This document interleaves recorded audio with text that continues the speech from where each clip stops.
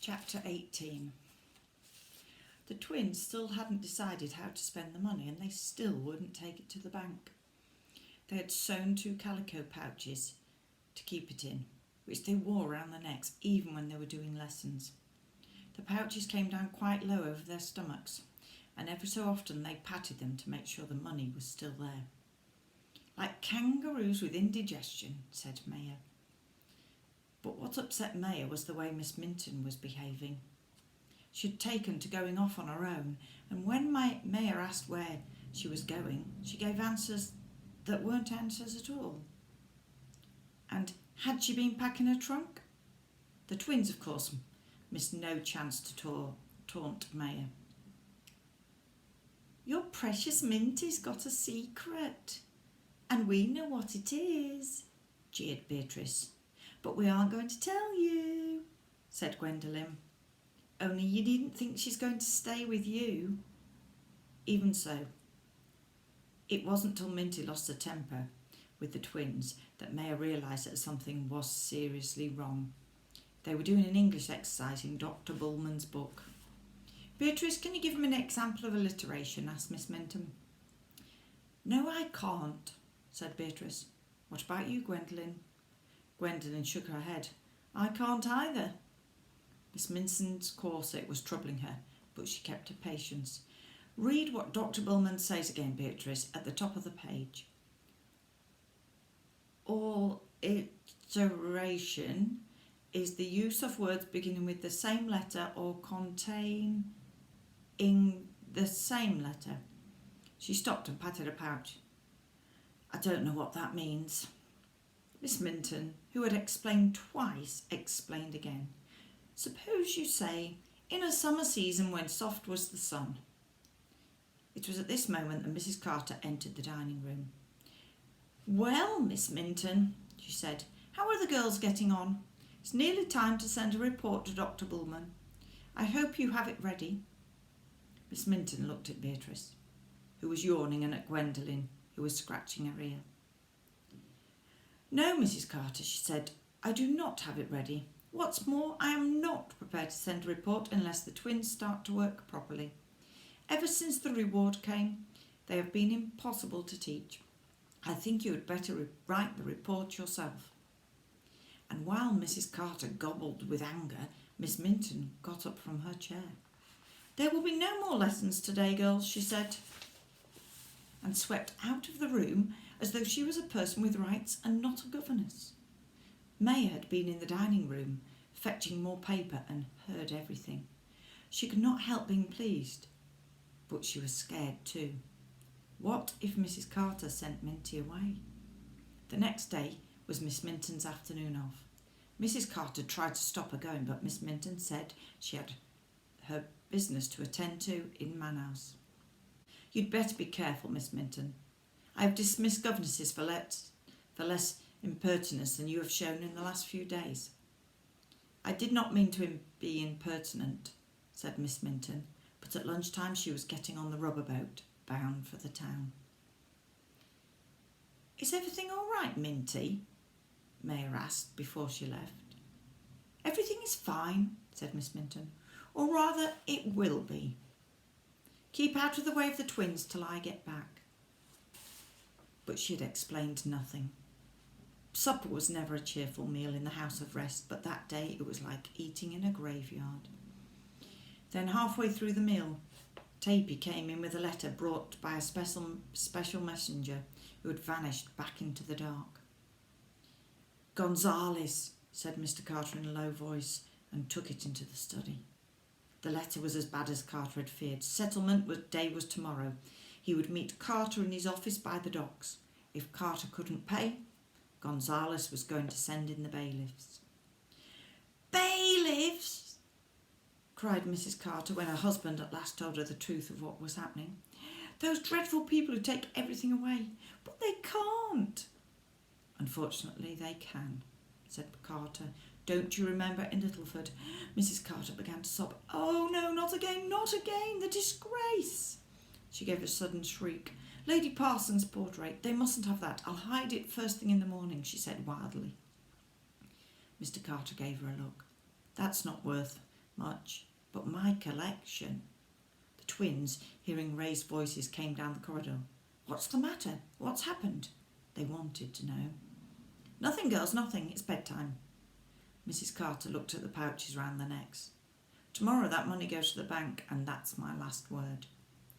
Once the reward was in the bank, the manager would help her to work on the twins. It was ridiculous that they should keep it when the family was in such trouble. And don't sleep in those things, she warned. They could throttle you. Maya had gone to her room. She went to light her oil lamp, but found that it had gone, and only a single candle in an old brass candlestick stood by her bed. She went down to the twins' room, and as she had expected, found that they had borrowed her lamp. It's just for tonight, said Beatrice. We need one each for what we've got to do. May was already in bed, trying to read by the light of the single candle, when there was a knock on the door and Tapey came in. She was dressed in her best clothes, but she looked worried. We go to a wedding, a big wedding, with dancing and eating. We must go because it's Fiore's brother and he angry if we not there. Sounds fun, Tapey. I hope you enjoy it. Yes, we all go. My sister Conchita, old Leela too. She not want to go, but she must. Tapey sighed. There had been a furious row earlier when Leela said she could not go. None of them could go because they'd promised to look after Maya. And Fiore had said if they did not go, his brother would start a feud which could last for years. In the end, Leela had given in, and now they were all setting off in the canoe for the long journey upriver to the village, so as to be in time for the celebrations which began at dawn. But you be very careful, yes? And Miss Minton, she back soon. Here is for you. And Tapey took a bunch of bananas and a mango from a basket and laid them on Maya's bed. It was strange with the Indians gone. No sound came from the huts. They'd even taken the little dog. Maya looked at the clock. The last boat should be in soon. She should stay awake and say good night to Miss Minton. But she must have dozed off. When she looked again, it was nearly 10 o'clock. She hadn't heard anyone come in, but Minty could move very quietly when she chose. Maya got out of bed. The house was silent and dark. She took her candle and knocked on Miss Minton's door. No reply. She knocked again. Then she pushed open the door and went in. The room was empty. Miss Minton's bed had not been slept in. But there was something else, something that frightened Maya badly. Miss Minton's trunk had gone. Back in her room, Maya told herself not to be silly, but the fear would not go away. Miss Minton's trunk was like, well, it was part of her. Hardly a day passed when she did not pick a book out and read Maya a passage or showed her a picture. If the trunk had gone, then surely it meant that the twins were right and Minty had left her. The more she thought about it, the more likely it seemed. Miss Minton being angry with the twins, standing up to Mrs. Carter, going off when she was told not to. Minty no longer cared what the Carters thought of her because she was going away. Not since the news of her parents' death had Maya felt so wretched and alone. She tried to tell herself that Minty would not leave her, but lying there in the darkness she failed. After all, Finn had left her. People did go away. Her parents had done it too. They had gone to Egypt and left her at school. And now Minty. After another hour of tossing and turning, Maya went to the washstand and took 2 aspirins. Then she took a third for good measure, and at last she slept. And slept deeply. An hour later, Beatrice woke and felt under a pillow for the pouch with the money in it. Then she remembered what her mother had said. Tomorrow the money would go to the bank. But Beatrice wouldn't allow that. It was her money. Once it was in the bank, her mother could probably get hold of it, or her father, or anyone. And banks get robbed. Everyone knew that. Half asleep still, she put a match to her lamp, which flared up, leaving a stench of paraffin. She was going to find a safer place. Blundering about, she took a pouch and opened her underclothes drawer. If she hid the money under her pile of vests. It should be safe for a while. The drawer squeaked. She would hear it if anyone tried to open it. But just as she was getting back into bed, Gwendolen woke. She too felt under a pillow and gave a little shriek. "It's gone! My money's gone! You've stolen it!" Beatrice opened her eyes again. "Don't be silly." Beatrice's lamp was still alight. Now Gwendolen lit the one that they had taken from Maya and got out of her bed. "I remember now," said Gwendolen. "I put it under the clock. At least, I think I did." Meanwhile, Beatrice had decided that her underclothes drawer wasn't safe after all. She'd got up again and both girls blundered about, still half asleep, looking for safer hiding places and bumping into things.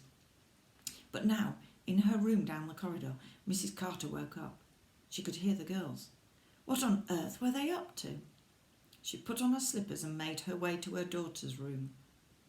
On the way she saw 2 large brown beetles, which narrowly missed her feet. "Cockroaches!" shrieked Mrs. Carter and ran to her larder to take down the can of cockroach killer. She sluiced it over the tiles where she had seen the beetles and hurried onto the twins' room, the can dribbling in her hand. "What on earth is it? What's the matter?" "I can't find my money," wailed Gwendolen. "It's not under the clock. Beatrice has stolen it." "I haven't, you lying little grub. You put it in your shoe bag." "Mind the lamp," shouted Mrs. Carter as the girls began to fight. She grabbed for the lamp by Beatrice's bed, and as she did so, the top came off the can of cockroach killer and a sticky stream of black liquid poured out over the burning wick. There was a loud whooshing noise and a tongue of flame shot up. Mrs. Carter tried to put out the lamp and knocked it over. It was already too hot to touch. A curl of flame licked the sheets on Beatrice's bed. The stream of cockroach killer was like a channel of fire which moved to the second bed. Beatrice screamed as her nightdress caught at the hem, and Mrs. Carter tried to beat out the flames with a pillow. "Out! Girls, out! Not the window, the door! Hurry, hurry!" But they could hardly see now for smoke. The second lamp in the path of the fire had exploded, and now the curtains were alight. "What's happened? What's the matter?" Mr. Carter came running down the corridor, coughing. Now he opened the door, and the draught sent the flames up to ceiling height. "Push them out at the front," he yelled. "I'll go back for Maya." He turned and stumbled back down the smoke-filled corridor. But he did not go to Maya's room. He did not even try to. Instead, he groped his way into his study and he began to tear open his cabinets.